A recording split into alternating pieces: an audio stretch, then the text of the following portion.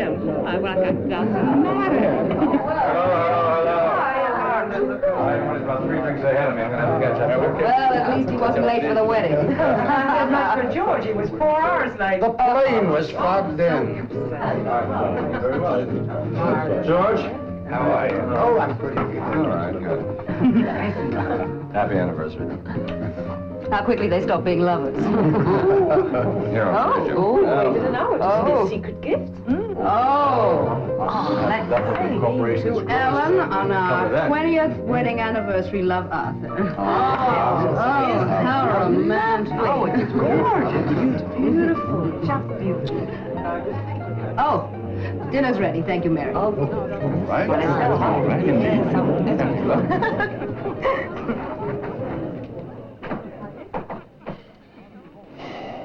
Ellen, have you thought any more about what I asked you? I've given it all the thought I'm going to. And the answer is still no.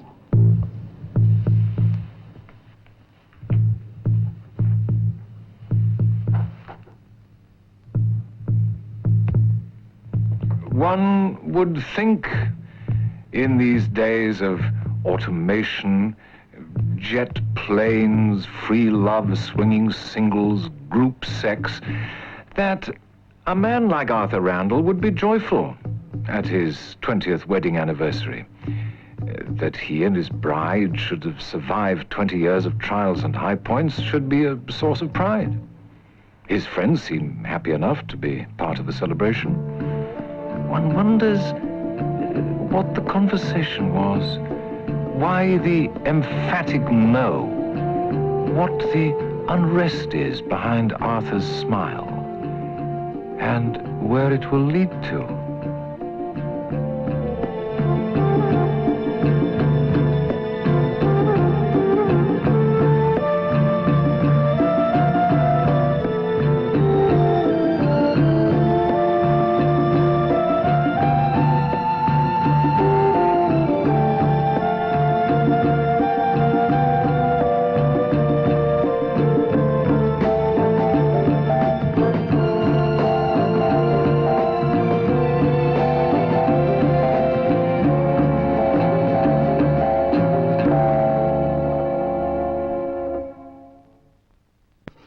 Over the years, one thing Arthur has always been able to do is take good care of business despite outside pressures. However, his pressures seemed to be inside. He looked capable of killing. But Arthur is a gentle person. Oh, yes, but then the secret pressures that lurk inside of people can for a fleeting moment change their entire personality. Arthur is a man of integrity, gentle and basically kind, but desperate.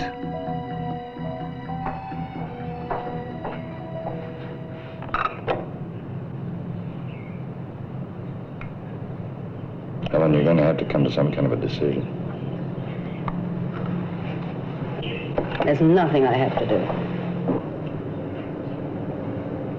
Lady, I'll be damned if I know why you want to go on this way. Everything is dead. It has been for years. Ellen, you'd have more than enough money. You could travel. You could do anything you wanted to do. I have more than enough money now. I am free to travel. I can do anything I want. And I have the respectability of marriage. I will not allow you to take that away from me.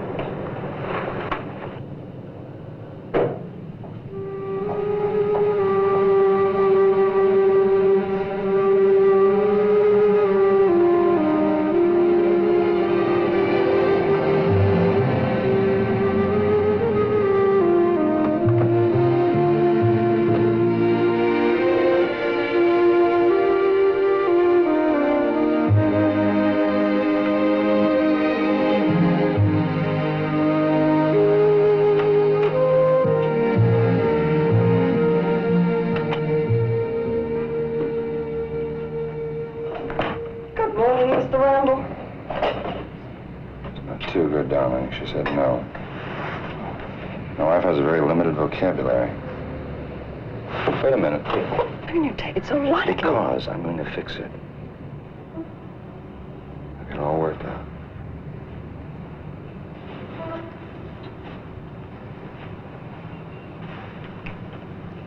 You've been alone for a little while. I don't want any phone calls. I don't want to see anybody, all right? Escape.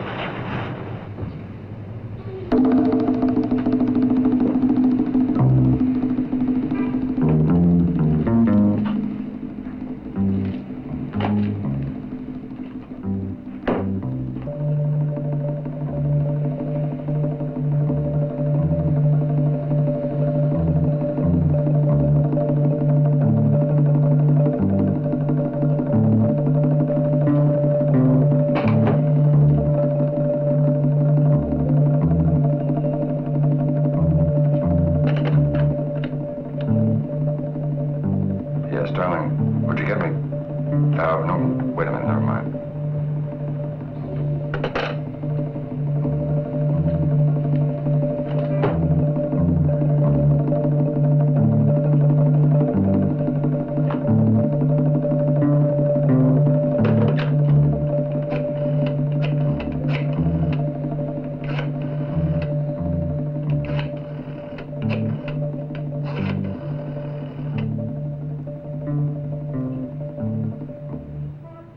Yes, hello, this is Arthur Randall. Is the doctor in, please? At least I think that's what the cause is. I probably should have gone to somebody I don't know, John. Nonsense. Arthur, I don't think you're capable of killing yourself. A week ago, I would have agreed with you. Have you expressed to her how you feel? I told her I wanted the divorce. Now, that's not what I meant, and you know that. I mean, how long is it since you two sat down together and had an honest conversation? A year. Look, I want you to take Ellen away for a few days. Florida, West Coast, anywhere. Then sit her down and have a good old heart-to-heart. And maybe the two of you can stoke up some of those old fires. Well, I couldn't get away to Florida this time of the year, John. There's always the house up at the lake. Big idea. I'll tell you the truth, John, I wouldn't know how to ask her. I don't know how to... We don't even communicate anymore. Let me talk to her. I'll talk to Ellen. Would you, John? Thank you. Well, thank God. It's about time you came to your senses. Now maybe we can get a few things accomplished. Your moping around here has been a terrible strain on me. I know, darling. Well, if we get packed tonight, we can start first thing in the morning. Oh, tell Mary to pack. And send her on ahead. I have no intention of being stuck up there and having to do all the work. Darling, I think John wanted us to be alone together as much as possible. John doesn't have to do the cooking, and the cleaning, and the dishes. So do as I say. And tell her not to forget to pack my facial creams this time. Facial.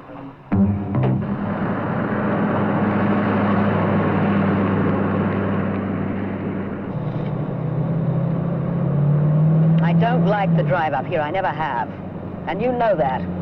Well, I just We thought... should have flown. Sitting in a car for 6 hours is too long. Well, I just thought it would give us more time together, that we could talk and share. Share what? The discomfort of the ride? Well, I had hoped that you wouldn't be uncomfortable, that we could talk about our lives together, our future. Don't be a child. We're not teenagers. We're living in our future now.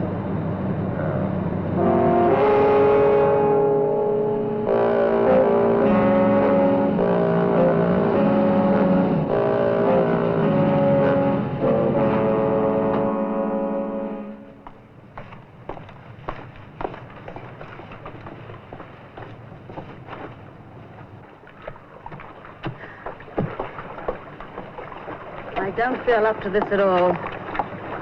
Still, you're making an effort. I'll do my part.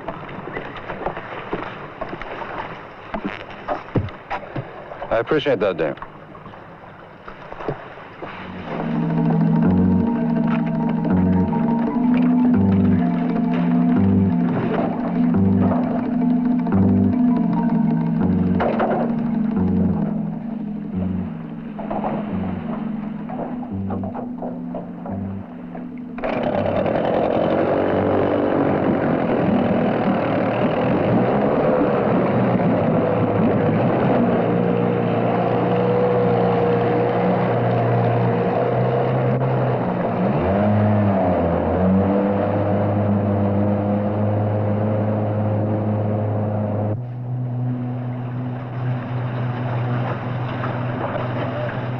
Normally I don't pry into anything pertaining to the business. But there is a matter that needs taking care of. What matter needs taking care of, dear? Your secretary. My secretary. You can get rid of her when we get back to the city. Well, she's an excellent secretary. I have no intention of firing her. Despite your personal opinion, Arthur, I'm not a fool. I've known what's been going on between you two for months. Don't be ridiculous. I'm not being ridiculous. I'm quoting common knowledge. Yeah. I see you've gotten to my partner, Tony. He's much more of a man than you are. He's never allowed himself to become involved in such childishness. My relationship with Cynthia is not childish. Don't you defend yourself, and not with a trump!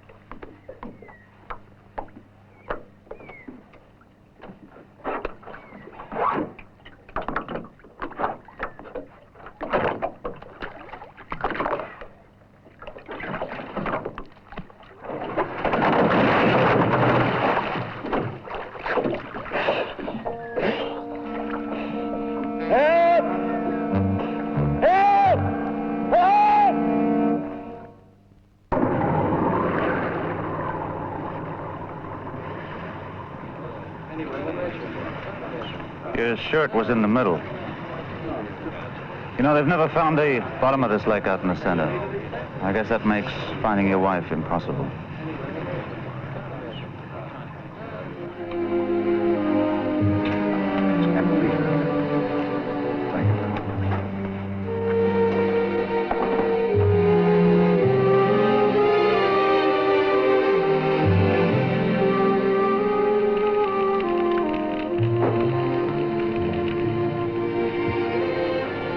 Got something for you.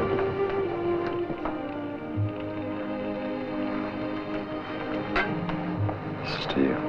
To us.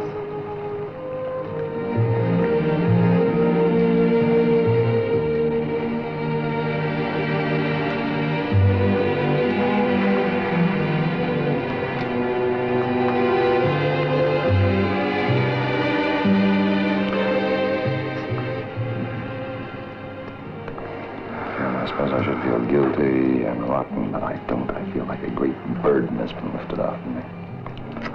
You sure there won't be any trouble? I'm positive. Darling, the day before yesterday, I was consulting an eminent psychiatrist. I was depressed enough to commit suicide. The whole trip was his idea. You said you'd fix it. Mm-hmm. I'll fix something else for you, too. I got a surprise for you. Right here.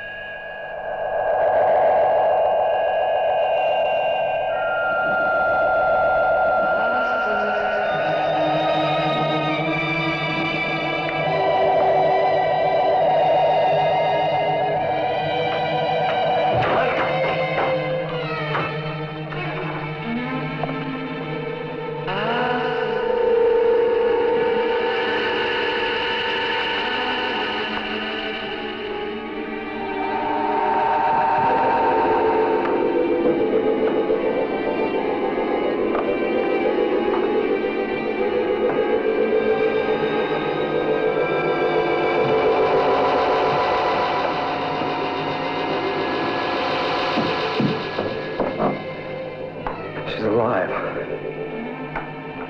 Helen, where are you? Helen! What are you doing?